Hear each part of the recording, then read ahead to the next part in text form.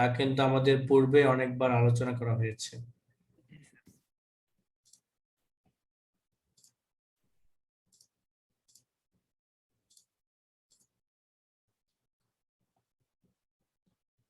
গত ক্লাসে আমাদের ক্লিপবোর্ড, ফন্ট এবং প্যারাগ্রাফ এই তিনটি বিষয়ের উপর বিস্তারিত আলোচনা করা হয়েছিল। আজকের ক্লাসে আমরা স্টাইল, এডিটিং এবং ইনসার্ট মেনুর আরো কিছু বিষয় নিয়ে আলোচনা করব।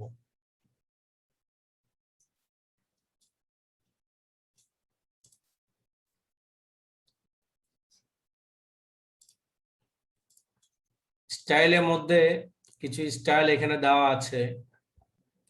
অনেক সময় আপনার প্রয়োজন হতে পারে, আবার অনেক সময় আপনার প্রয়োজন হবে না। আবার চাইলে সেখানে স্টাইল আপনি নিজে তৈরি করে নিতে পারেন। স্টাইল কোন ক্ষেত্রে ব্যবহার করে সেটা আগে বুঝি আমরা। যেমন আপনি একটা বই মেকআপ দিবেন, অর্থাৎ বইটাকে সাজাবেন। যদি বইটাকে আপনি সাজাতে চান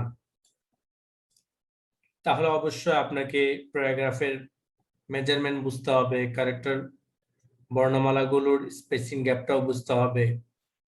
এরপরে আপনার লাইন স্পেসিং বুঝতে হবে, ইন্ডেন্টেশনের কাজ বুঝতে হবে, লাইন স্পেসিং এর কাজ বুঝতে হবে, font size, font style, align সবকিছু আপনাকে জানতে হবে যে কোথায় কতটুকু পরিমাণের স্পেস দিলে আমাদের কাজটা সুন্দর হবে।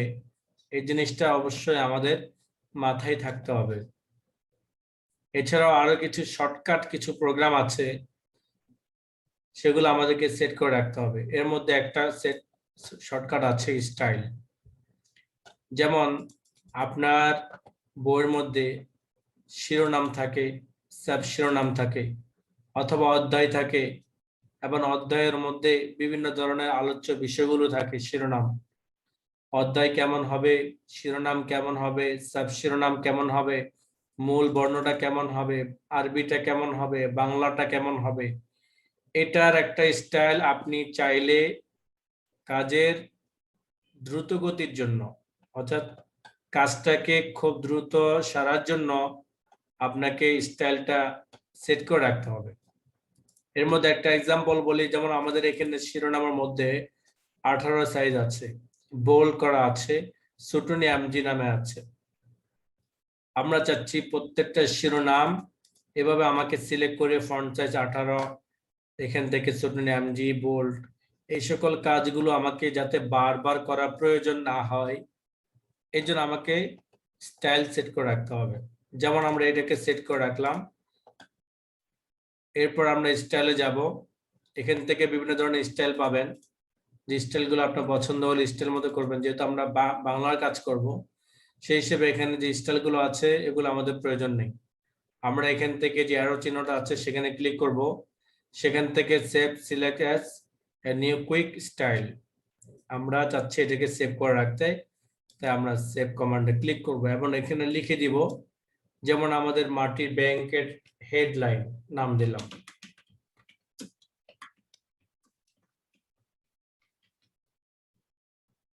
এরপর আমরা ওকে বাটন প্রেস করব। এখন দেখেন মাটির ব্যাংক নামে একটা স্টাইল তৈরি হয়ে গেছে, এবং আমরা যেখানে যেখানে শিরোনামটা সাইজটা ব্যবহার করব সেখানে সেখানে আমরা এটাকে সিলেক্ট করব এবং মাটির ব্যাংক স্টাইলে ক্লিক করব। ফলে মাটির ব্যাংক স্টাইলের মধ্যে যা যা ছিল আমাদের এখানে তা চলে আসবে, আমাদেরকে বারবার নতুন করে দেওয়া লাগবে না। আমরা যদি চাই এখানে শিরোনাম ব্যবহার করতে, এটা শিরোনাম, তাই সিলেক্ট করার পর আমরা মাটির ব্যাংক অপশন যখন ক্লিক করব, ঠিক মাটির ব্যাংক শিরোনামের মধ্যে যা যা ছিল এখানে তা আসবে। এভাবে প্রতিটা আমরা সাব শিরোনাম এবং মূল শিরোনাম কোনটা কতটুকু সাইজের হবে সেটা আমরা এভাবে স্টাইলগুলো তৈরি করে নেব। আমরা চাইলে একাধিক স্টাইল আমরা এখানে তৈরি করে রাখতে পারবো। একাধিক বইয়ের ক্ষেত্রেও পারবো, ফাইলের ক্ষেত্রেও পারবো। স্টাইলটা সাধারণত ফাইল ভিত্তিক হয়। যেহেতু ফাইল ভিত্তিক স্টাইলগুলো পরিবর্তন হয়, সেই ক্ষেত্রে স্টাইলটা ফাইল ভিত্তিক হয়। আপনি চাইলে একটা ফাইলের মধ্যে একাধিক স্টাইল তৈরি করে রাখতে পারেন। যখন আপনি এখান থেকে স্টাইলগুলো তৈরি করে রাখবেন, তখন আপনাকে প্রতিটা শিরোনামের জন্য আলাদা আলাদা কমান্ডগুলো তৈরি করার প্রয়োজন নেই। শুধুমাত্র স্টাইল ক্লিক করবেন আর সেটা অ্যাপ্লাই হয়ে যাবে। আর ডান পাশে দেখেন স্টাইল, ডান পাশে আছে চেঞ্জ স্টাইল, এটা আপনার প্রয়োজন নেই। ইংরেজি ক্ষেত্রে যেখানে যেমন ইংরেজি স্টাইল আছে সেখানে ইংরেজি ক্ষেত্রে আছে, এটা আপনার প্রয়োজন হবে না, কেননা এইটার স্টাইলটা কাজগুলো করে এখান থেকে। এবার আসেন ফাইন্ড। এডিটিং এর মধ্যে কিছু কমান্ড পাবেন, তার মধ্যে প্রথম কমান্ডে পাবেন ফাইন্ড, অর্থাৎ খুঁজে বের করা। কি খুঁজবেন? আপনার এই ফাইলের মধ্যে কোনো ম্যাটার যদি থাকে, সেই ম্যাটারটা যদি আপনি বের করতে চান, যেমন কোনো একটা শব্দ পরিবর্তন করবেন অথবা কোনো একটা শব্দ ফেলে দিবেন অথবা কোনো একটা শব্দ খুঁজে বের করবেন, অর্থাৎ আপনি যেটাই করেন না কেন সেটাকে আপনি খুঁজে বের করতে চান, তাহলে অবশ্যই আপনাকে ক্লিক করতে হবে ফাইন্ড। ফাইন্ডে যখন ক্লিক করবেন তখন একটা ডায়ালগ বক্স আসবে, সেখানে ফাইন্ড ওয়ার্ডের মধ্যে লিখে দিবেন কোন শব্দটা আপনি খুঁজতে চাচ্ছেন। তবে বাংলার ক্ষেত্রে আপনি স্ক্রিন থেকে লিখে নিয়ে আসতে হবে। যেমন মহান, মহান শব্দটাকে সিলেক্ট করার পরে আমরা কপি করে নিলাম কন্ট্রোল সি এর মাধ্যমে, অথবা স্ক্রিনের ক্লিপবোর্ড থেকে কপি করে নিলাম। তারপর আমাদের ফাইন্ড বাটনের মধ্যে আমরা এটাকে পেস্ট করে দিব, অর্থাৎ কন্ট্রোল ভি বাটন প্রেস করব। এবার আসেন, যখন ফাইন্ডে ক্লিক করবেন তখন আপনাকে শব্দটা খুঁজে দিবে, এই যে শব্দটা মার্ক করে দিয়েছে। আবার যখন ফাইন্ড নেক্সট ক্লিক করবেন তখন তার পরের মহানটা আসবে। আবার যখন ফাইন্ড নেক্সট ক্লিক করবেন তার পরের মহানটা আসবে। এভাবে পুরো ফাইল আপনাকে প্রথম থেকে শেষ পর্যন্ত সিরিয়ালে একটা একটা একটা করে দেখাবে। যখন দেখানো শেষ তখন আপনাকে একটা মেসেজ দিবে, Word has finish, search the document. সে আপনাকে বলছে আপনার এই ফাইলের মধ্যে সবকিছু সার্চ করে দেখিয়েছি আপনাকে, আমার কাছে এই শব্দ আর নেই। এভাবে যদি আপনি অন্য কোনো শব্দ খুঁজতে চান তাহলে খুঁজে বের করতে পারবেন। এখন প্রশ্ন আছে, এটা কখন আমাদের প্রয়োজন? হয়তোবা আপনি কোন একটা শব্দ পরিবর্তন করবেন, অথবা কোন একটা শব্দ ফেলে দিবেন, অথবা কোন একটা শব্দকে আপনি ভিন্ন কিছু করবেন। তাহলে প্রথম আপনাকে এটাকে খুঁজে বের করতে হবে। খুঁজে বের করার জন্য আপনাকে এভাবে শব্দটাকে, যদি ইংলিশ হয় তাহলে আপনি ওখানে লিখে দিতে পারেন, অর্থাৎ ফাইন্ডের ডায়ালগ বক্সে। আর যদি বাংলা হয় তাহলে স্ক্রিনে লিখে কপি করে এখানে পেস্ট করবেন, কেননা এখানে যদি আপনি বাংলা লিখেন, যেমন আমি লিখলাম এখানে মহান,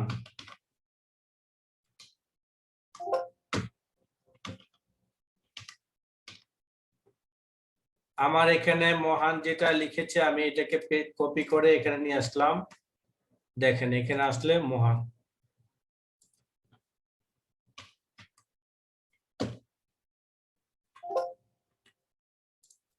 তাহলে কি হবে, আপনি যখন এখানে লিখে নিয়ে আসবেন, এখান থেকে লিখে নিয়ে আসবেন, তাহলে আপনি বুঝতে পারবেন কনফার্ম যে আমি মূলত এই শব্দটা খুঁজতে চাচ্ছি, যেহেতু এখানে এটা শো করে না। এই জন্য নিশ্চিত হওয়ার জন্য আপনি শব্দটা এখান থেকে লিখে এখানে নিয়ে আসবেন, তাহলে আপনি নিশ্চিত থাকতে পারবেন আসলে এই শব্দটাই আমি খুঁজতে চাচ্ছি। ফেলে দিলাম। এটা হলো ফাইন্ড, অর্থাৎ শব্দ খুঁজে বের করার প্রয়োজন হলে আমরা ফাইন্ডের মাধ্যমে সেটা আনতে পারবো। আর যদি আপনি রিপ্লেস করতে চান,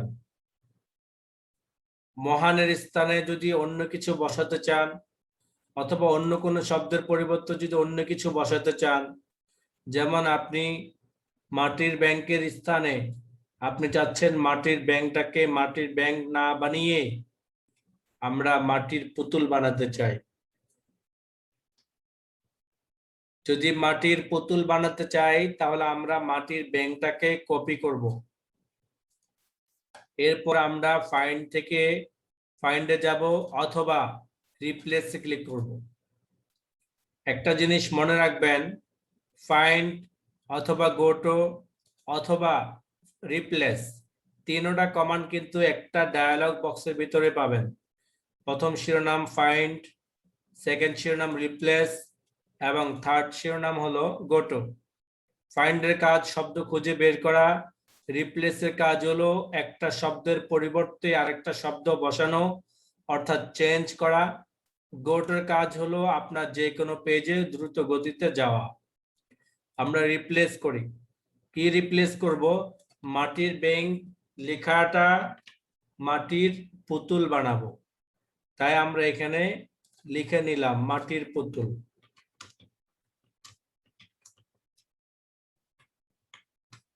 মাটির পুতুলটাকে লিখে আমরা এখানে পেস্ট করে দিলাম রিপ্লেস উইথ এর মধ্যে। ফাইন্ড ওয়ার্ডের মধ্যে লিখে দিলাম যে শব্দটা আছে আপনার এই ডকুমেন্টের মধ্যে, যেই পেজ যে শব্দটা আছে বা যে লেখাটা আছে সেই লেখাটা আপনি এখানে লিখবেন, অর্থাৎ যেটার পরিবর্তে আপনি লিখতে চান সেটা এখানে লিখবেন এবং যেটা নতুন করে বসাতে চান সেটা রিপ্লেসের মধ্যে বসিয়ে দিবেন। বসানোর পরে যদি সকল মাটির ব্যাঙগুলো মাটির পুতুল হয় তাহলে আপনাকে রিপ্লেস অল ক্লিক করতে হবে। আর যদি একটা একটা করে যদি করতে চান তাহলে আপনাকে প্রথমে ফাইন্ডে ক্লিক করতে হবে। যেমন আমি এখানে প্রথমে লিখলাম ফাইন্ডে লেখার পরে প্রথম মাটির ব্যাঙটা খুঁজে দিল, তাই আমি এটাকে রিপ্লেস করলাম।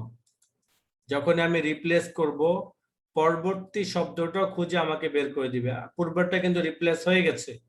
কিভাবে বুঝবো? আমরা উপরের দিকে যাই তখন বুঝতে পারবো। দেখেন এই যে এটা মাটির ব্যাঙ ছিল এখন মাটির পুতুল হয়ে গেছে। এভাবে যখন এটা রিপ্লেস হয়ে গেছে তখন অটোমেটিকলি পরবর্তী শব্দটা আপনাকে খুঁজে বের করবে। যদি এটা করতে চান তাহলে ক্লিক করুন রিপ্লেস, যদি তারপরটা করতে চান রিপ্লেস। আর যদি বলেন যে সকল মাটির ব্যাঙ মাটির পুতুল হবে তাহলে আমরা রিপ্লেস অল বাটন প্রেস করব। যখনই রিপ্লেস অল বাটন প্রেস করব তখনই রিপ্লেস কমান্ডে ক্লিক করার দ্বারা কয়টা সে রিপ্লেস করেছে তার একটা হিসেব আপনাকে দিয়ে দিবে। What has complete search of the document and is made 48 replacement. সে আপনাকে খুঁজে কমপ্লিটলি রিপ্লেস করে দিয়েছে 48টা। এটা আপনাকে মেসেজের মাধ্যমে জানিয়ে দিবে। তাহলে রিপ্লেসের মাধ্যমে আমরা একটা শব্দের পরিবর্তে আরেকটা শব্দ বসাতে পারবো। ফাইন্ডের মাধ্যমে যে কোনো শব্দ খুঁজে বের করতে পারবো। ফাইন্ডের মধ্যে থেকে আমরা আরেকটা কাজ করতে পারবো, সেটা হলো যেমন মাটির পুতুল, এই যে সিলেক্ট করা আছে আমরা চাচ্ছি যতগুলো মাটির পুতুল আছে সবগুলোকে আমরা সিলেক্ট করতে একসাথে, শুধু মাটির পুতুল। তাই আমরা কি করব? ফাইন্ড থেকে কারেন্ট সিলেক্ট ক্লিক করব। যখন কারেন্ট সিলেক্ট ক্লিক করব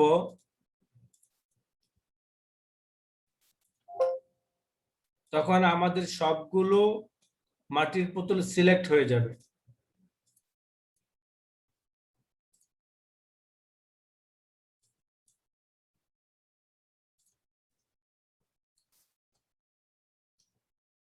সবগুলো আমাদের সিলেক্ট হয়ে যাবে। যেমন আমরা মাটির পুতুলটাকে সিলেক্ট করলাম, এরপর ফাইন্ড থেকে যখন কারেন্ট সিলেক্ট ক্লিক করব অথবা বাম পাশে রিডিং হাইলাইট ক্লিক করব তখন আমাদের এই শব্দের জাতীয় যে সকল শব্দগুলো আছে ওগুলো আমাদেরকে সাধারণত একসাথে সিলেক্ট করে দিবে। এখান থেকে ফাইন্ডে আমাদের কাজ কারেন্ট সিলেকশন, হয়তো আমার এখানে সমস্যা কারণে সেটা হচ্ছে না, আপনার এখানে হবে। অর্থাৎ একসাথে মাটির পুতুল যতগুলো থাকবে সবগুলো আপনাকে সিলেক্ট করে দিবে। এছাড়াও আপনি যদি চান নির্দিষ্ট কিছু কমান্ড, সেই ক্ষেত্রে আপনি মোর ক্লিক করবেন, সেখানের মধ্যে গিয়ে কিছু কমান্ড পাবেন, যেমন ম্যাচ ক্যাচ। এটার সাথে ম্যাচ করার জন্য যে বর্ণগুলো আছে শব্দগুলো আছে আপনি চাইলে ম্যাচ অনুযায়ী টিক চিহ্ন দিতে পারবেন, অথবা আলিফ থেকে হামজা আলিফ সিস্টেমে মার্কট সিলেক্ট শব্দ খুঁজে বের করতে চান তাহলে পারবেন। সাউন্ড লাইকের মাধ্যমে করতে পারবেন, ইউজ উইল কেয়ারস মাধ্যমে করতে পারবেন। অর্থাৎ এখানে সংক্ষিপ্ত কিছু কমান্ড দেওয়া আছে, চাইলে এখান থেকেও মার্কের মাধ্যমে আপনি এই শব্দগুলো আপনি খুঁজে বের করতে পারবেন। এছাড়াও স্পেশাল থেকে আরো কিছু কমান্ড আছে, যেমন আপনি শুধুমাত্র চাচ্ছেন যে কলাম ব্রেক, যতগুলো কলাম ব্রেক আছে ওগুলোকে আপনি খুঁজে বের করবেন, অথবা with space, section break, any digit, শুধু ডিজিট গুলো সিলেক্ট করতে চান, বর্ণমালা শুধু 1 2 3 4 এগুলো। আর যদি শুধু বর্ণমালা চান তাহলে এনি লেটার ক্লিক করবেন। অর্থাৎ এখানে চাইলে যে কোনো স্পেশালের মাধ্যমে যে কোনো একটা বিষয়ও আপনি চাইলে খুঁজে বের করতে পারবেন এই কোডগুলোর মাধ্যমে। আবার বাম পাশে পাবেন ফরম্যাট, সেখান থেকে আপনি টেপ সিস্টেম, যে সকল লাইনগুলোতে টেপ ব্যবহার করা হয়েছে ওগুলো আপনি ফাইন্ড করতে পারবেন, অথবা প্যারাগ্রাফ থেকে নির্দিষ্ট কিছু মার্ক করে দিতে পারেন যে লাইনের স্পেসিং এত যারা আছে এগুলোকে মার্ক করার জন্য। এখানে ইনসাইড যদি বলেন যে এত পয়েন্টের ওয়ালা যে লাইনগুলো আছে এগুলোকে মার্ক করার জন্য। এভাবে আপনি অনেক কিছুই আপনি এভাবে খুঁজে খুঁজে দেখবেন, কারণ এখানে হাজার রকমের সিস্টেম আছে। সবগুলোর কাজ হলো খুঁজে বের করা। তবে আপনার এগুলোর প্রয়োজন হবে না। কেন প্রয়োজন হবে না? আপনার হয়তো প্রয়োজন হবে এই শব্দটা খুঁজে বের করতে চান, তো কপি করে সেখানে পেস্ট করে দিবেন ফাইন্ড ডায়ালগ বক্সে, আপনাকে খুব সহজে বের করে দিবে। এছাড়াও আরো বাকি যেগুলো আছে এগুলোর কাজ, এগুলো অ্যাডভান্স লেভেলের কাজ। যারা বড় বড় বই পুস্তকের কাজ করেন বা কোডের কাজ করেন অথবা ম্যাটারকে কাট কপি পেস্টিং এর কাজ করবেন, তাদের ক্ষেত্রে এগুলো খুব দ্রুত গতিতে বের করার জন্য ব্যবহার করা হয়। তবে এটা আমার আপনার প্রয়োজন নেই, কিন্তু তাই বলে যে সবার প্রয়োজন নেই এমন কিন্তু না। মোটামুটি প্রয়োজন আছে অনেকের, তবে সবার না। তবে সবার কিন্তু প্রয়োজন হবে কোন একটা শব্দ খুঁজে বের করা, কোন একটা লেখা খুঁজে বের করা, এগুলো। আর রিপ্লেস করতে চাইলে খুব সহজ, যে শব্দটাকে আমরা খুঁজে বের করেছি সেটা রিপ্লেস করার জন্য নিচে ঘরের মধ্যে আমরা লিখে দিব যে আমরা এই শব্দটাকেই রিপ্লেস করতে চাচ্ছি। যেমন আমাদের এই ফাইলের মধ্যে 21টা পেজ আছে, নিচে বাম পাশে দেখেন স্ট্যাটাস বারে লেখা আছে পেজ 3 of 21। অর্থাৎ এখানের মধ্যে আপনাকে দেখাচ্ছে আপনার টোটাল পেজ আছে কতগুলো এবং বর্তমানে কত নাম্বার পেজের মধ্যে আপনি আছেন। আপনি যদি 3 নাম্বার পেজের মধ্যে থাকেন তাহলে এখানে শো করবে 3। আপনি যদি 20 নাম্বার পেজের মধ্যে থাকেন তাহলে এখানে শো করবে 20। 3 of 21 মানে হলো সর্বমোট পেজ 21, তার মধ্যে বর্তমানে কার্সর আছে 3 নাম্বার পেজে। এখন আপনি যেতে চাচ্ছেন 15 নাম্বার পেজে খুব দ্রুত গতিতে, তাহলে আপনাকে ক্লিক করতে হবে ফাইন্ড থেকে গো টু। এখানে ইন্টার পেজ নাম্বারস, আপনাকে এখানে লিখে দিতে হবে কত নাম্বার পেজের মধ্যে আপনি যেতে চান। যদি এখানে লিখে না লিখে যদি বসে থাকেন তাহলে ঠিক ওই লিফটের মতো হবে। আপনি লিফটের বক্সের ভিতরে ঢুকলেন আর কত তলায় যাবেন সেটা যদি প্রেস না করেন, যতক্ষণ পর্যন্ত প্রেস না করবেন ততক্ষণ পর্যন্ত কিন্তু আপনাকে লিফটে ওই ঘরের মধ্যে বসে থাকতে হবে। সে উপরেও যাবে না নিচেও যাবে না। উপরে যাওয়ার জন্য তাকে কমান্ড করতে হবে, নিচে যাওয়ার জন্য তাকে কমান্ড করতে হবে। অর্থাৎ এত নাম্বার পেজে যেতে চাই, এত নাম্বার তলাতে যেতে চাই, তাহলে আগে তাকে কি করতে হবে, সেই তলার নাম্বারটা প্রেস করতে হবে। ইন্টার পেজ নাম্বার, এখানে আপনাকে বলতে চাচ্ছে সে আপনি কত নাম্বার পেজে যেতে চান। এক্সাম্পল আপনি 10 নাম্বার পেজে যাবেন, তাই আপনি এখানে 10 লিখে দেওয়ার পরে আপনি গো টু ক্লিক করেন, তাহলে মুহূর্তের মধ্যে আপনাকে 10 নাম্বার পেজের মধ্যে নিয়ে যাবে। যেমন দেখেন পেজ 10 of 21, কিছু সময় আগে ছিল 3 of 21, বর্তমানে কিন্তু 10 of 21, অর্থাৎ কিছুক্ষণ আগে ছিল 3 নাম্বার পেজে আর বর্তমানে আছেন 10 নাম্বার পেজে। আমি যেতে চাই 15 নাম্বার পেজ, আমরা ইন্টার পেজ নাম্বারের মধ্যে 15 লিখিয়ে আমরা গো টু ক্লিক করব, তাহলে আমরা এখন বর্তমানে কিন্তু 15 নাম্বার পেজে চলে আসছি। 15 of 21 মানে হলো বর্তমানে 15 নাম্বার পেজ। অর্থাৎ গো টুর মাধ্যমে আমরা যে কোনো পেজে দ্রুত গতিতে যেতে পারবো। এখানে কিন্তু পেজ উল্লেখ আছে, চাইলে আপনি সেকশনের মাধ্যমে যেতে পারেন, লাইনের মাধ্যমে যেতে পারেন। যেমন আমি বর্তমানে 20 নাম্বার লাইনে যাব, তাই আমি লাইন সিলেক্ট করে দেওয়ার পর 20 এ ক্লিক করব, তাহলে আমাকে সে 20 নাম্বার লাইনে নিয়ে যাবে। আর যদি বলে আমি 150 নাম্বার লাইনে যাব, তাহলে 150 ক্লিক করে তাহলে 150 নাম্বার লাইনের মধ্যেও সে আমাকে নিয়ে যাবে। এভাবে আপনি লাইন চাইলে লাইনের মাধ্যমে যেতে পারবেন, কমান্ডের মাধ্যমে যেতে পারবেন, ফুটনোটের মাধ্যমে যেতে পারবেন। অর্থাৎ ফুটনোট বলা কাকে বলে, যেমন অনেকগুলো বইয়ের নিচে দেখতে পারবেন যে নিচে ফুটনোট ব্যবহার করা হয়, টিকা ব্যবহার করা হয়, এটাকে ফুটনোট বলে। ফুটনোট আছে, এন্ড নোট আছে, এগুলোর মাধ্যমে আপনি চাইলে দ্রুত গতি যেতে পারেন। এখানে অনেকগুলো কমান্ড আছে, অবজেক্টের মাধ্যমে দিতে পারবেন, ইকুয়েশনের মাধ্যমে দিতে পারবেন, টেবিলের মাধ্যমে দিতে পারবেন। অর্থাৎ আপনি যে কোনো একটা সেকশনের মধ্যে যে কোনো একটা কমান্ডের ভিতরে দ্রুত গতিতে যাওয়ার জন্য আপনি গোটো ব্যবহার করবেন। তবে এখানে আমরা যেটা ব্যবহার করি সেটা হলো পেজ গোটো ব্যবহার করি, অর্থাৎ পেজ গোটো। আমরা যে কোনো পেজে যেতে চাই, সাধারণত কত নাম্বার লাইনে যাব সেটা আমাদের প্রয়োজন হয় না। কেন হয় না? কারণ আমাদের কত নাম্বার পেজে লাইনে যাব সেটা কিন্তু আমরা জানি না, কিন্তু কত নাম্বার পেজের মধ্যে কি আছে সেটা কিন্তু আমাদের জানা আছে। তাই আমরা যে কোনো পেজে খুব দ্রুত গতিতে যাওয়ার জন্য এটা ব্যবহার করি। এছাড়া বাকি section, line, bookmark, command, footnote ইত্যাদিগুলো আমাদের প্রয়োজন নেই। যদি প্রয়োজন হয় তাহলে আপনারা যেতে পারেন এভাবে, এখানে কমান্ড গুলো আছে, সিলেক্ট করবেন আর এখানে উল্লেখ করে দিবেন কোথায় যেতে চান আপনি। রিপ্লেসের নিচে পাবেন সিলেক্ট অল, তার নিচে পাবেন সিলেক্ট অবজেক্ট, তার নিচে পাবেন select text with similar. Select all মানে কি, আপনার এই 21টা পেজ আছে, 21টা পেজ, তার মধ্যে আপনি সকল লেখাগুলোকে একত্রে সিলেক্ট করতে চান, সেই ক্ষেত্রে আপনাকে সিলেক্ট অল ক্লিক করতে হবে, তাহলে সবগুলো লেখা সিলেক্ট হয়ে যাবে। এটা কিন্তু আমরা পূর্বে আলোচনা করেছিলাম। তার নিচে পাবেন সিলেক্ট অবজেক্ট। সিলেক্ট অবজেক্ট সাধারণত আমরা পিকচার অথবা টেক্সট বক্সের যে কাজগুলো আছে, যে ঘরগুলো আছে, ওই ঘরগুলোকে সিলেক্ট করার ক্ষেত্রে আমরা ব্যবহার করি। আমরা একটা প্রজেক্টের মাধ্যমে সেটা দেখব। সিলেক্ট টেক্সট উইথ স্লিমার, এটা আপনার প্রয়োজন নেই, কারণ প্রয়োজন নেই, এটা একটা লেখার মধ্যে, যেমন এই লেখার মধ্যে বর্তমানে আমরা আছি, আমরা এখান থেকে ক্লিক করলাম সিলেক্ট টেক্সট উইথ স্লিমার, তাহলে কি হবে, আমার ওই নির্দিষ্ট একটা পরিমাণের সে আমাকে দেখাবে, অর্থাৎ সিলেক্ট করে দিবে। সবগুলো যে সিলেক্ট করে দিবে এমনটা কিন্তু না।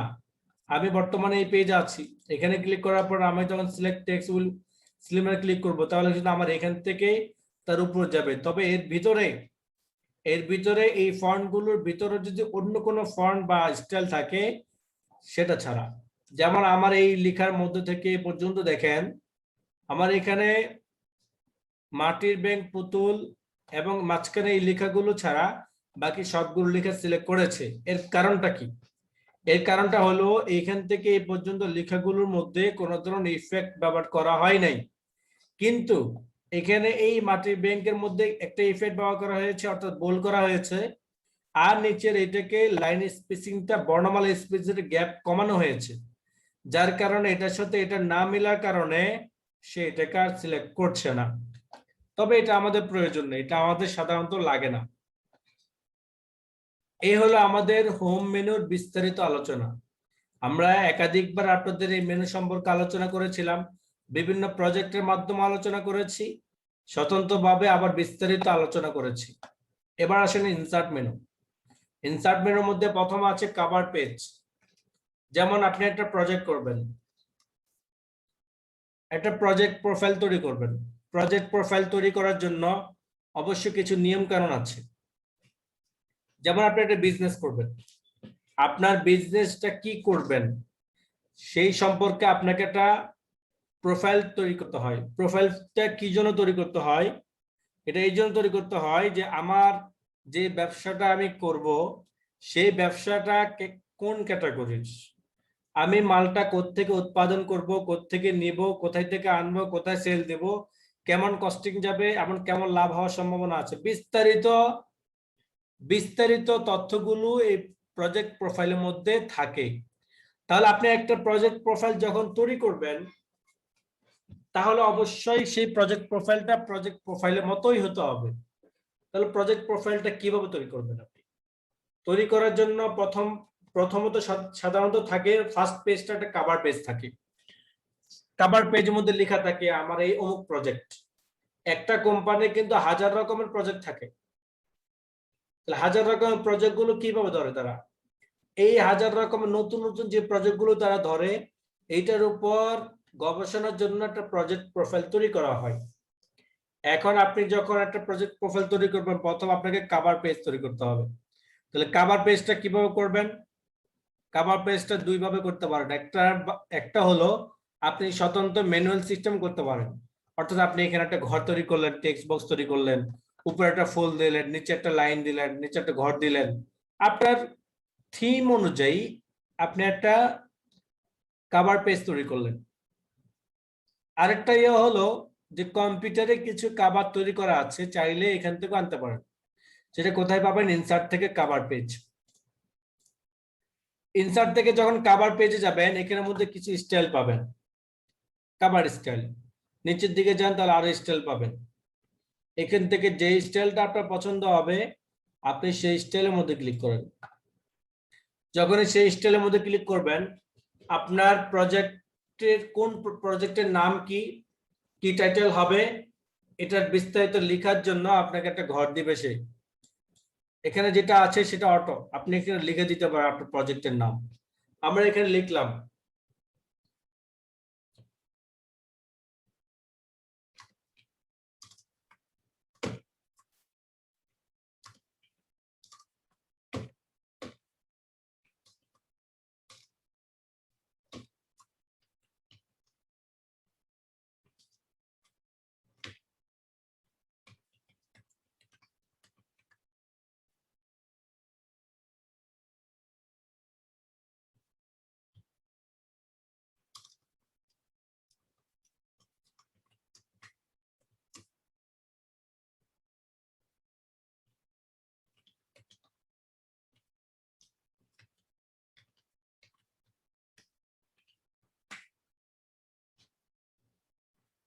তাহলে এখানে আমরা সাব টাইটেল যদি চাই তাহলে আমরা অন্য কিছু দিতে পারি। এভাবে আমাদের আরো কিছু যদি থাকে তাহলে আমরা এখানে লিখে দেব। এটা হলো আমাদের কভার পেজ। আপনি অ্যাক্সেস বার থেকে প্রিন্ট প্রিভিউ দেখেন কেমন হবে। এটা cover page. Cover page style যদি চেঞ্জ করতে চান তাও পারবেন, এখান থেকে কোন স্টাইল চেঞ্জ করবেন সেটা আপনি এখান থেকে দিয়ে দেন। এরপরে কি আপনার প্রজেক্ট প্রোফাইলের বাকি তথ্যগুলো, শিরোনামগুলো লিখবেন এখানে। শিরোনাম লেখার পরে এই শিরোনাম অনুযায়ী প্রত্যেকটা শিরোনামের বিস্তারিত আলোচনাগুলো আপনি নিচে লিখে যাবেন। তাহলে আপনি একটা প্রজেক্ট প্রোফাইল তৈরি করতে পারবেন, বা প্রজেক্ট প্রোফাইল তৈরি করা হয়ে যাবে আপনার, যদি আপনি সিস্টেমগুলোকে ফলো করেন। প্রজেক্ট প্রোফাইল ছাড়াও আপনি যদি একটা বই তৈরি করেন, সেই ক্ষেত্রে আপনি চাইলে বইয়ের উপরে কভার পেজ দিতে পারবেন একটা ধরনের স্টাইলে, অথবা আপনি নিজে তৈরি করে নিতে পারেন। এটা হলো কভার পেজের কাজ।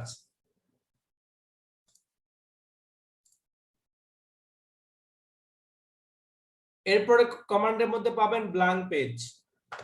ব্ল্যাঙ্ক পেজের কাজ কি? যেমন আপনার এখানে পেজ আছে বর্তমানে 4 পেজ, কিন্তু আপনার আরো কিছু পেজ দরকার। আরো কিছু পেজ যদি দরকার হয় তাহলে, অথবা আপনার এই নিচের পেজের উপরে, এই পেজের নিচে একটা পেজ দরকার, অর্থাৎ যে কোনো একটা পেজের পরে আরো যদি পেজ প্রয়োজন হয় তাহলে আপনার ক্লিক করতে হবে ব্ল্যাঙ্ক পেজ। ব্ল্যাঙ্ক পেজে যত ক্লিক করতে থাকবেন আপনার তত পেজ বাড়তে থাকবে।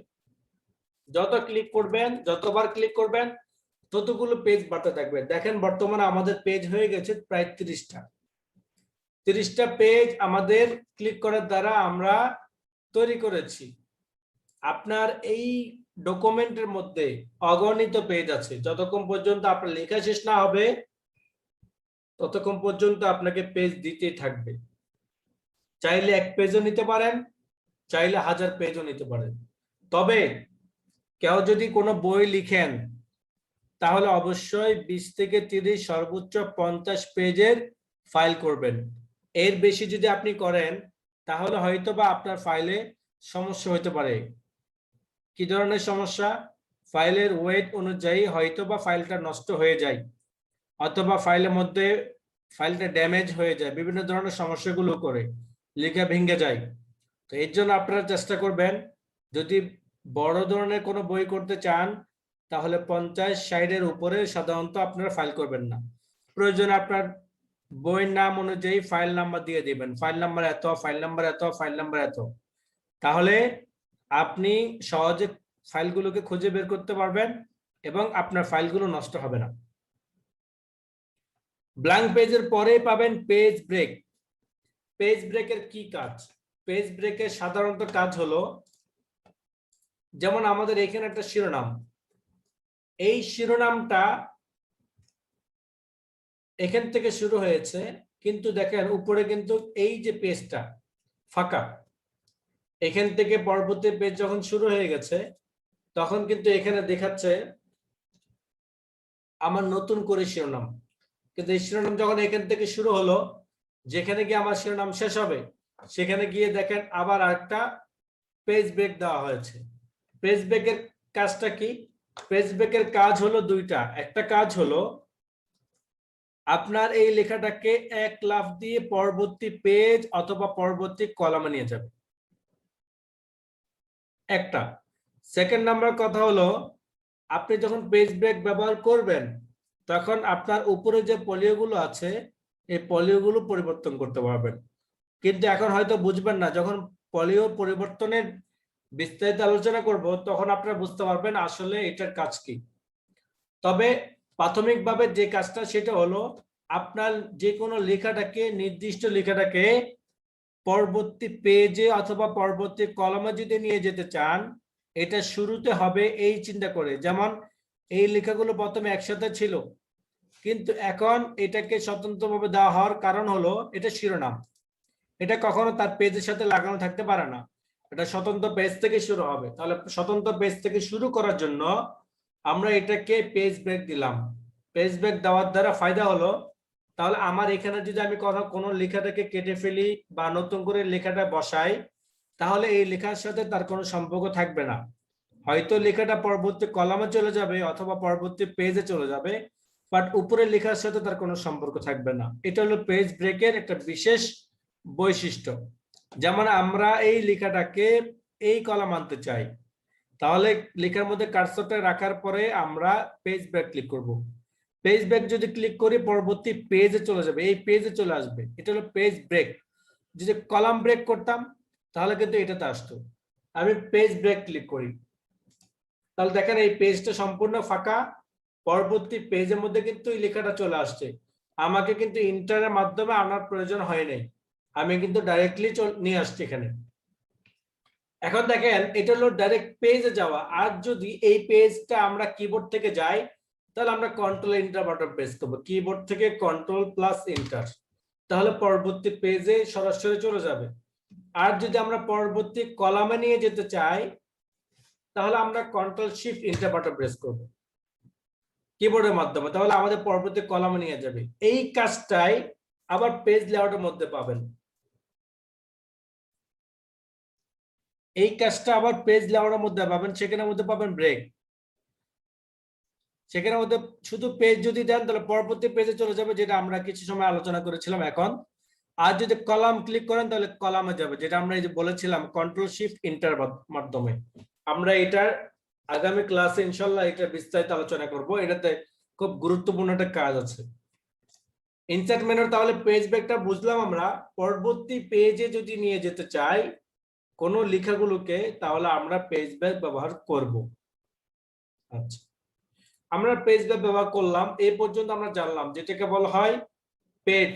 পেজ সংক্রান্ত তিনটা কমান্ড, একটা হলো কভার পেজ, ব্ল্যাঙ্ক পেজ এবং পেজ। শুধু এন্টার বাটন যদি আপনি ধরে রাখেন তাহলে পেজ বাড়তে থাকবে। যদি কন্ট্রোল এন্টার বাটন ধরে রাখেন তাহলে কিন্তু খুব দ্রুত গতিতে পেজ বাড়তে থাকবে। আর যদি আপনি ব্ল্যাঙ্ক পেজে ক্লিক করতে থাকেন তাহলে নতুন নতুন পেজ আরো আসতে থাকবে। তিনটার একই কাজ, শুধু এন্টার ধরে রাখলে একটা পেজ যখন শেষ হয়ে যাবে পরবর্তী আরেকটা পেজ শুরু হবে। আর কন্ট্রোল এন্টার বাটন ধরলে খুব দ্রুত গতিতে এক পেজ চলে আসবে। আর যদি আমরা ব্ল্যাঙ্ক পেজে ক্লিক করি তাহলে কন্ট্রোল এন্টারের মতো খুব দ্রুত পেজ আসতে থাকবে।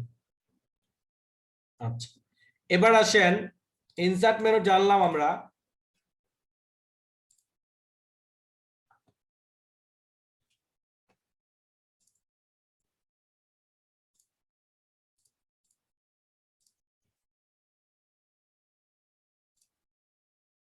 ইনসার্ট মেনুর পেজ সংক্রান্ত আমরা আলোচনা করলাম। এবার আসেন টেবিল সম্পর্কে।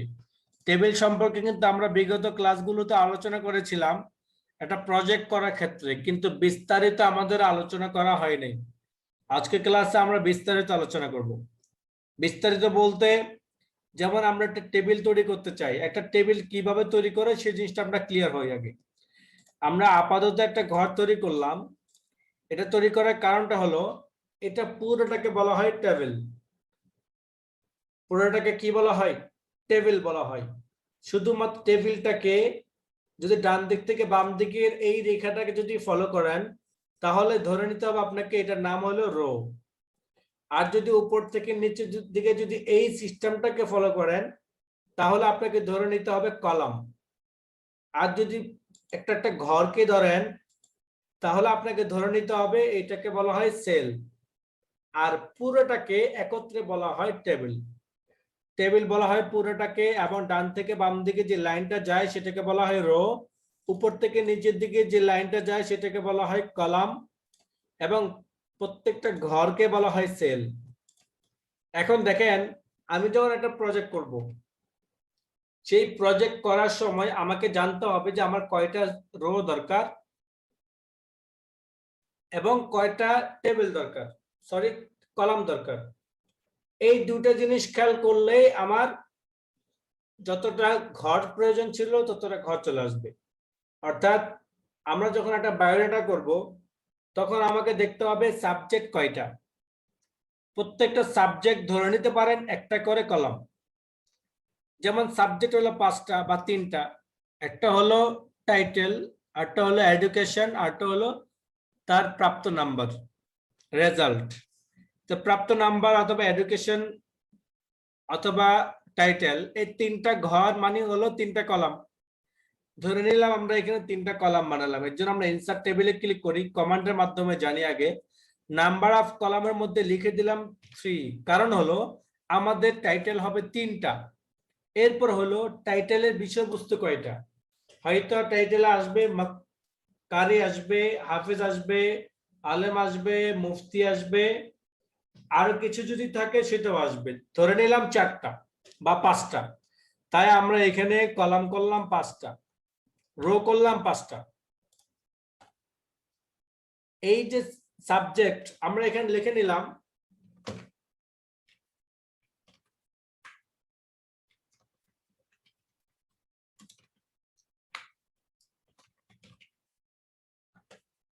এই যে 3টা শিরোনাম লিখলাম, এই 3টা শিরোনাম মানে হলো নিচের দিকে অনুযায়ী।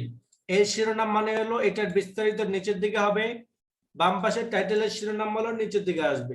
যদি আমরা এভাবে যদি ধরি তাহলে কিন্তু হবে রো, আর এভাবে যদি ধরি তাহলে হবে কলাম। কিন্তু এই শিরোনামটা লেখার দ্বারা এটা নিচে বিস্তারিত লেখার জায়গা এটা বোঝানো হয়। তাই আমরা শিরোনামগুলো লিখার জন্য একটা রো ব্যবহার করলাম, আর এখানে ব্যবহার করলাম কারিয়ে, তারপর ব্যবহার করলাম হাফেজ, তারপর ব্যবহার করলাম আলেম, তারপর ব্যবহার করলাম মুফতি।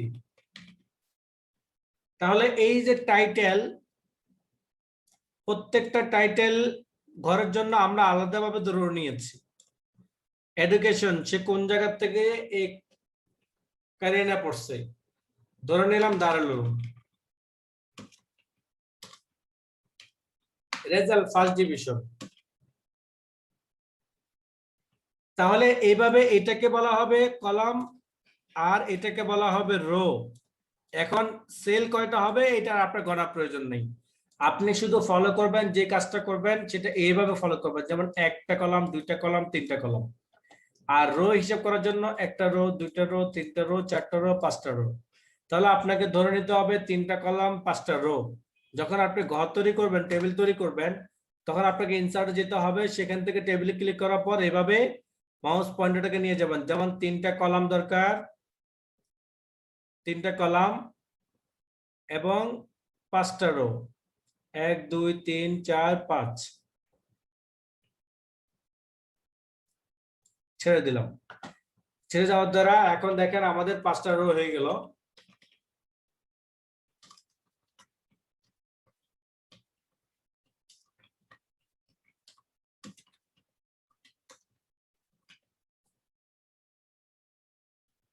যখন আমাদের টেবিলটা তৈরি হয়ে যাবে, টেবিলটা তৈরি করার সিস্টেম হলো 2টা।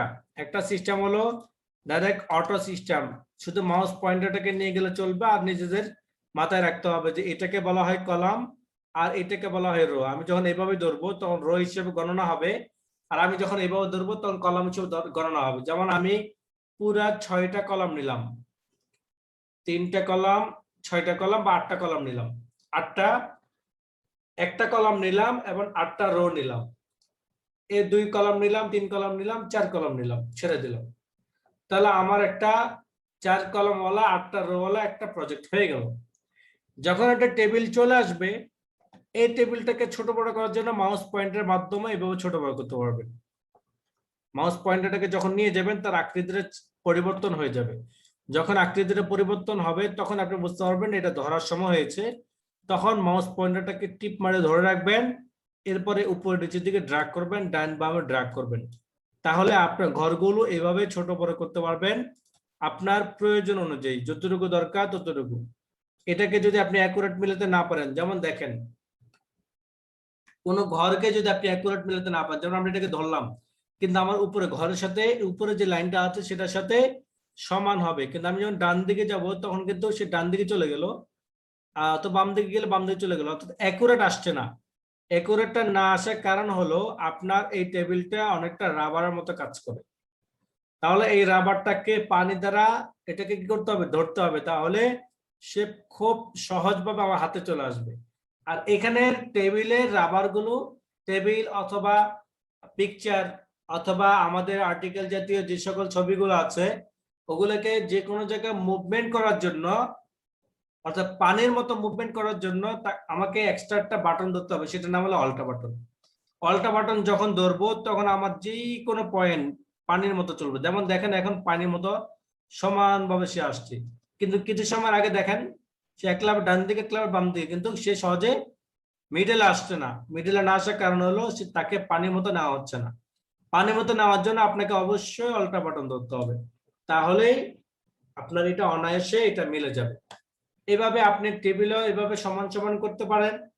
আপনার যে কোনো প্রজেক্ট পিকচার ওগুলোকে আপনি এভাবে যখন দেখবেন যে অ্যাকুরেট নিয়ে যাওয়া যাচ্ছে না, তখন আপনি এইভাবে এটাকে নিয়ে যাবেন।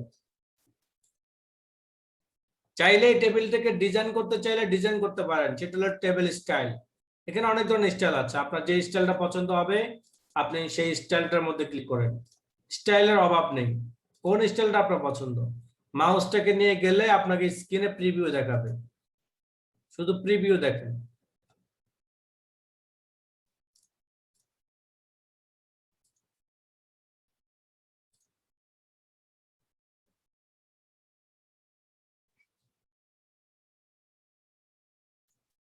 যদি কোনো ঘরের ভিতরে আপনি শেডিং ব্যবহার করতে চান তাহলে শেডিং ব্যবহার করতে পারেন। শেডিং কালার এখান থেকে কোন কালারটা দিবেন সেটা ব্যবহার করতে পারেন আপনার পছন্দ অনুযায়ী। বর্ডার যদি কোনো জায়গায় মাইনাস করতে চান সেটা করতে পারবেন, নো বর্ডার।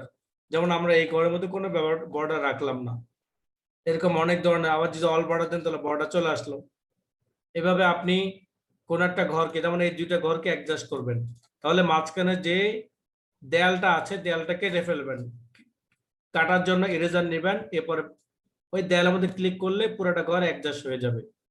আবার যদি এখানে একটা দেয়াল দিতে চান তাহলে আপনারা আবার ড্র টেবিল ক্লিক করার পর এভাবে ধরে ডান দিকে টান দিবেন অথবা উপর থেকে নিচে দিয়ে টান দিবেন, তাহলে দেখেন একটা ঘরের মধ্যে 4টা সেল হয়ে গেল। পেন কালার যদি চান দিতে চান কালার দিতে পারবেন আপনার পেন কালারটা। লাইন কালারটা যদি চেঞ্জ করতে চান, লাইন স্টাইল চেঞ্জ করবেন, আপনি এখানে লাইন স্টাইল চেঞ্জ করবেন, লাইন স্টাইল চেঞ্জ করতে পারেন। স্টাইলের অভাব নেই, আপনি স্টাইল চেঞ্জ করতে চাইলে স্টাইল চেঞ্জ করেন, অর্থাৎ টেবিলগুলোর কালার যদি বর্ডার গুলোকে চেঞ্জ করতে চান তাও করতে পারবেন। এটাকে কালার করতে পারবেন, চিকন মোটা করতে পারবেন, আপনার ইচ্ছা। আরো অনেক ধরনের স্টাইল আছে, ওই স্টাইলও চাইলে করতে পারেন।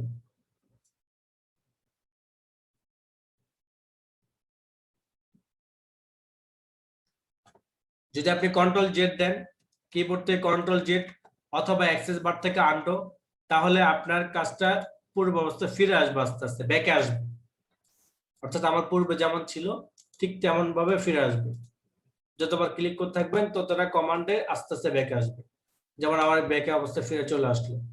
আমি চাইলে এখন এই টেবিলটাকে অন্য কোনো স্টাইলেও মুভমেন্ট করতে পারবো। এটা হলো ডিজাইন মেনুর কাজ। ডিজাইন মেনুটা একটা টেবিলের স্বতন্ত্র মেনু। আরেকটা মেনু আছে, সেটা হলো লেআউট। লেআউটের কি কাজ? লেআউটের কাজ হলো সিলেক্ট করা। আপনি যদি পুরোটাকে সিলেক্ট করতে চান, select cell, select column, select row, select table, select করতে চাইলে, অর্থাৎ আপনার এই টেবিলটাকে যদি আপনি সিলেক্ট করতে চান, তাহলে আপনি সিলেক্ট টেবিল ক্লিক করেন, তাহলে সিলেক্ট হলো। সিলেক্ট হওয়ার পর কি কাজ সেটা তো আপনি জানেন, কাট করবেন, কপি করবেন, না ডিলিট করবেন, সেটা আপনার ইচ্ছা। আর যে বলেন যে শুধুমাত্র রোটাকে সিলেক্ট করবেন, তাহলে সিলেক্ট থেকে রো ক্লিক করেন। আর যে বলেন শুধু কলামটাকে সিলেক্ট করবেন, সিলেক্ট থেকে কলাম ক্লিক করেন। আর যদি বলেন যে শুধুমাত্র ঘরটাকে সিলেক্ট করবেন, সিলেক্ট থেকে সিলেক্ট সেল, তাহলে একটা ঘর সিলেক্ট হবে। ভিউ গাইডলাইন যদি ব্যবহার করতে চান, গাইডলাইন ব্যবহার করতে পারেন, সেটা আপনার প্রয়োজন নেই, এটা সাধারণত লাগে না। প্রপার্টিজ, প্রপার্টিজ মানে হলো আপনার টেবিল একটা প্রপার্টিজ। টেবিলের মধ্যে টেবিল আছে, রো আছে, কলাম আছে, সেল আছে, প্রত্যেকটা এর জন্য আলাদা আলাদা অপশন আছে। এখানে আপনার টেবিলটা, টেবিলের ভিতরে যে লেখাটা আছে, সেই লেখাটা সাধারণত কোন পাশে ঝুঁকে থাকবে, সেই অ্যালাইনমেন্টটা আপনাকে এখানে দেখিয়ে দিচ্ছে কোন স্টাইল আপনার পছন্দ। এবং আপনি কি ডান পাশ থেকে শুরু করবেন লেখাগুলো, না বাম পাশ থেকে, সেটা টেবিল ডিরেকশনের মধ্যে কমান্ড গুলো আছে, right to left, left to right. বাম পাশ থেকে লেখা শুরু হবে, আর যে বলতে না বাম ডান পাশ থেকে, তো রাইট টু লেফট ক্লিক করবেন। আরবি ক্ষেত্রে আরবি টেবিল গুলো করার জন্য অবশ্যই রাইট টু লেফট ক্লিক করতে হবে। রোতে আসেন, রো যদি সাইজটাকে ছোট বড় করতে চান সেটা করতে পারবেন, কলামটাকে যদি সাইজটাকে ছোট বড় করতে চান করতে পারবেন, আবার সেলটাকে যদি ছোট বড় করতে চান তাও করতে পারবেন। সেলটা কোন পাশ থেকে শুরু হবে সেটা আপনি এখান থেকে নির্ণয় করে দিতে পারেন। তবে এত কাজ কিন্তু নাই। কেন? আপনি এখানে যে প্রপার্টিজের যে কাজগুলো আছে, সেই কাজগুলো কিন্তু আপনি চাইলে এইভাবে ধরে ধরে করতে পারেন, তাহলে আপনার আর ওই কমান্ড গুলো ব্যবহার করার প্রয়োজন নেই, আপনি খুব অনায়াসে করতে পারতেছেন এখান থেকে, তাহলে আপনার ওই কমান্ড গুলো ধরার প্রয়োজন নেই। যদি ডিলিট করতে চান, কি ডিলিট করবেন? সিলেক্টের মতোই ডিলিট, অর্থাৎ সিলেক্ট যেমন করেছেন, সিলেক্টে যখন টেবিল ক্লিক করেছেন পুরোটা সিলেক্ট হয়েছে, আপনি এখানে টেবিল ডিলিট ক্লিক করবেন, তাহলে টেবিল ডিলিট ক্লিক করলে টেবিলটা চলে যাবে। আর যদি আপনি ডিলিট রো ক্লিক করেন তো শুধুমাত্র রো ডিলিট হবে। আর যদি আপনি ডিলিট করেন কলাম, তাহলে কলামটা যাবে, সেল ডিলিট করলে সেলটা যাবে। যেমন আমরা পুরো টেবিলটাকে ডিলিট করতে চাই, তাই ডিলিট টেবিল ক্লিক করলাম, তাহলে দেখেন আমার টেবিলটা মুছে গেল। আমরা এটাকে মুছে ফেলতে চাই, সিলেক্ট করার পরে সিলেক্ট না করলে চলবে, লেআউটে যাবেন, সেখানে ডিলিট থেকে আপনি টেবিল ক্লিক করবেন, তো এটা চলে গেল।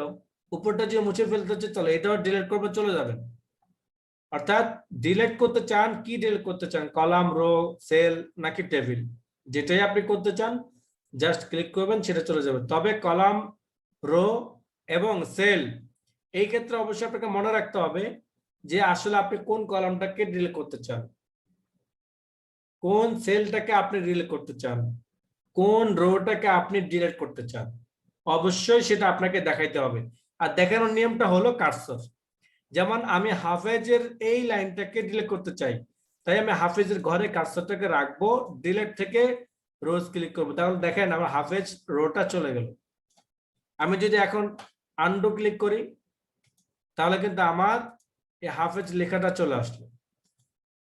তবে সাথে সাথে ক্লিক করতে হবে, আপনি কম্পিউটারটাকে অফ করে যদি আবার অন করেন, তখন আপনি যদি বলেন যে আরে লেখাটা হারিয়ে গেল, আমি আনডু ক্লিক করি, তাহলে কিন্তু হবে না। ফাইলটা উপস্থিত যতক্ষণ ওপেন করা থাকবে ততক্ষণ এই কাজগুলো হবে।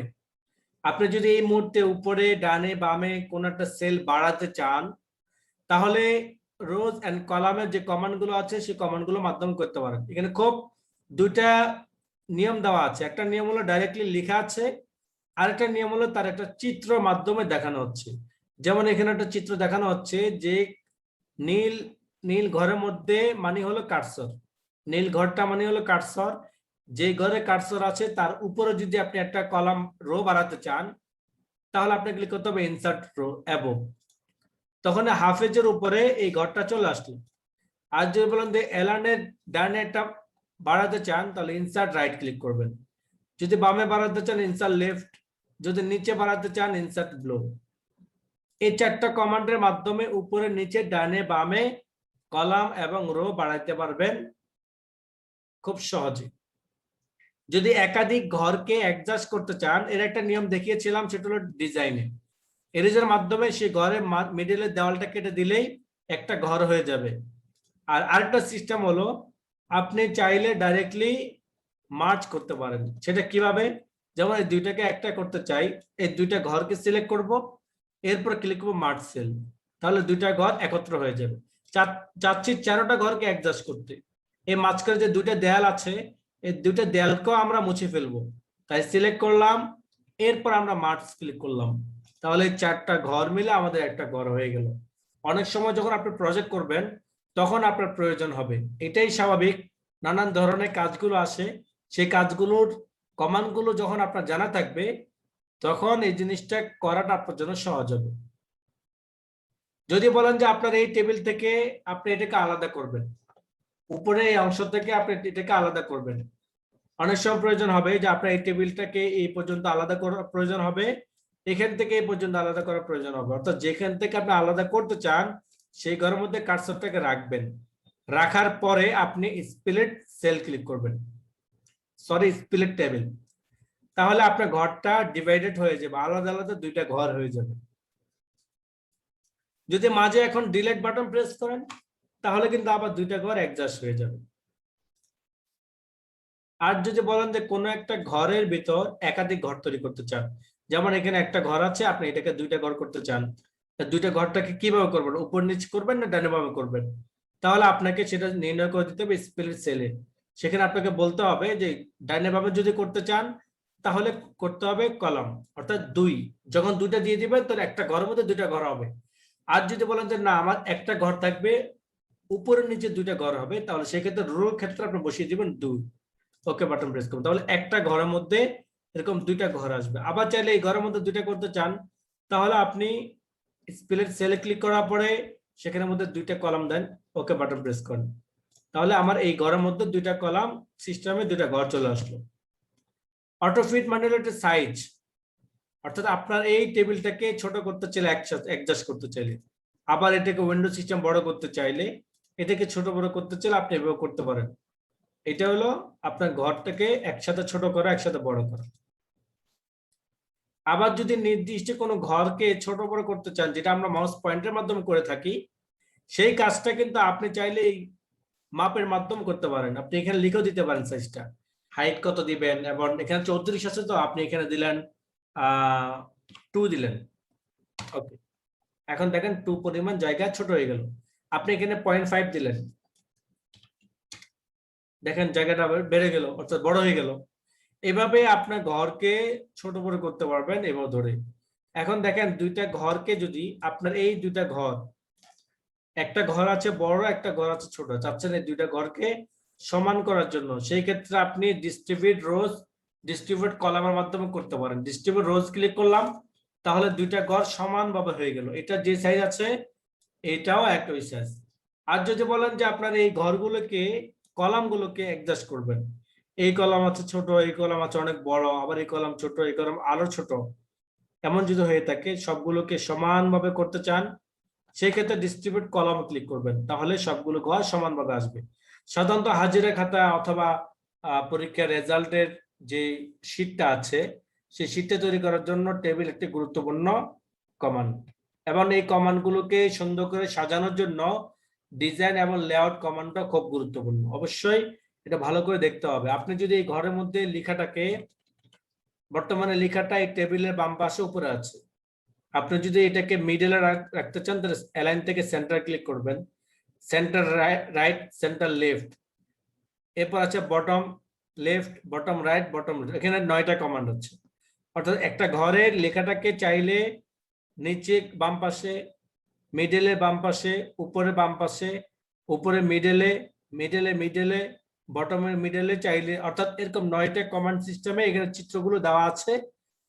চাইলে চিত্র অনুযায়ী আমাদের লেখাটাকে ডানে বামে উপরে নিচে নিয়ে যেতে পারবো। তার ডান পাশে পাবেন টেক্সট ডিরেকশন।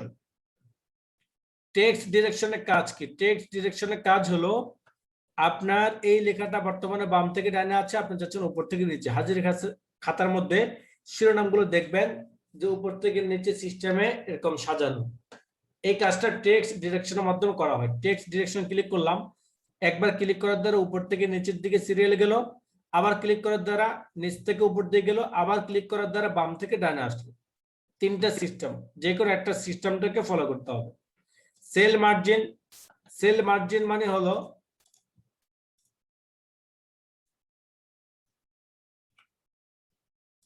আপনার এখানে এই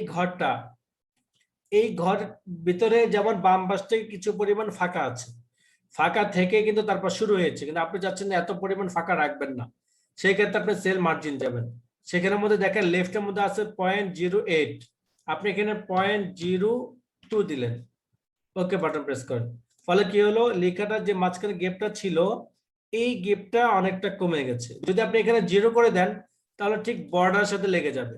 আপনি এখানে 0 করে দিলেন, লেখাটা কিন্তু বর্ডারের সাথে লেগে গেছে, এটাকে সেল মার্জিন বলা হয়। যেমন আমাদের পেজ মার্জিন শিখেছিলাম টপ বটম লেফট রাইট, ঠিক আমাদের এই ঘরের মধ্যেও মার্জিন আছে, কোথা থেকে আমার লেখাটা কোন পাশ থেকে কতটুকু পরিমাণ ফাঁকা থাকবে সেটা আমাকে নির্ণয় করে দিতে হবে।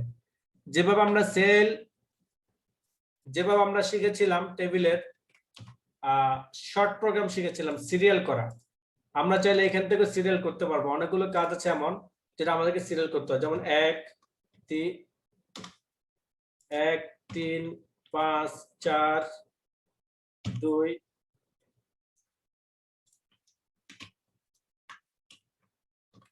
আমরা এটাকে সিরিয়াল করতে চাই।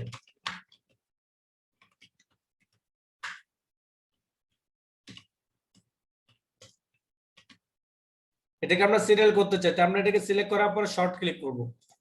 যখন শর্ট ক্লিক করব তখন এখান থেকে আমাদের টাইপের মধ্যে থেকে আমরা সিলেক্ট করে দেব নাম্বার, এরপর ওকে বাটন প্রেস করব।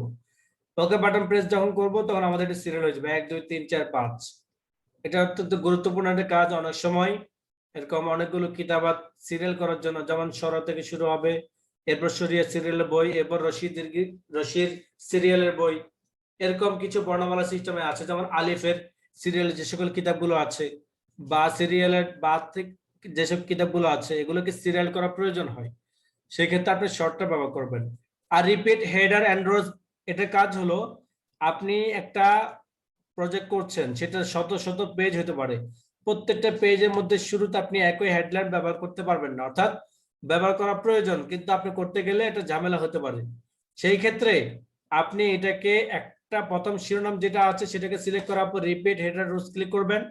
ফলে কি হবে, হেডলাইনের মধ্যে যা লিখেছেন প্রত্যেকটা পেজের শুরুতেই সেটা অটোমেটিকলি হয়ে যাবে, আপনাকে বারবার সেই হেডলাইনটা প্রত্যেকটা পেজের উপরে বসানো লাগবে না।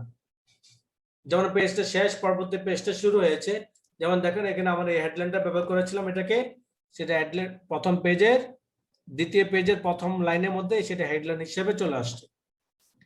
যদি কনভার্ট করতে চান, কি কনভার্ট করতে চান, যেমন আপনার এই লেখাগুলো টেবিলের মধ্যে আছে, এখন আপনি চাচ্ছেন এটা টেবিলের মধ্যে হবে না, এটা টেবিল ছাড়া হবে, তাহলে কনভার্ট করতে হবে আপনাকে। কনভার্ট করলে টেবিলটা চলে যাবে, লেখাগুলো থেকে যাবে। তাহলে আপনাকে করতে হবে convert to text. Convert to টেক্সটে যখন ক্লিক করব তখন সেখানের মধ্যে আমরা পাবো কোন স্টাইলে পাবো, প্যারাগ্রাফ, ট্যাব, কমান্ড, কোন সিস্টেমে। যেমন আমরা প্যারাগ্রাফ সিস্টেমে এটাকে কনভার্ট করতে চাই, তাই আমরা সিলেক্ট করার পর ওকে বাটন ক্লিক করব, তাহলে আমাদের টেবিলটা চলে যাবে, আমাদের লেখাগুলো চলে আসবে। আবার চাইলে এই স্টাইলটাকে আমরা টেবিলে কনভার্ট করতে চাইলে তাহলে আমরা আবার যেতে হবে ইনসার্ট, টেবিলে যাব, সেখান থেকে কনভার্ট টেক্সট টু টেবিল, এরপর আমরা ওকে বাটন প্রেস করব। তাহলে কি হবে, আমাদের লেখাগুলো আবার চাইলে টেবিলের ভিতরে আমরা অ্যাড করতে পারবো। এই হলো আমাদের টেবিল সংক্রান্ত বিস্তারিত আলোচনা। একটা টেবিল কমান্ডের দুইটা স্বতন্ত্র মেনু, এটা ভালোভাবে প্র্যাকটিস করবেন। যারা প্রশ্ন উত্তর কাজগুলো করবেন, পরীক্ষার রেজাল্টে কাজ করবেন, অথবা ডাটা এন্ট্রি এই ধরনের কোন শীটে কাজ করবেন, সেই ক্ষেত্রে অবশ্যই এটা একটা গুরুত্বপূর্ণ।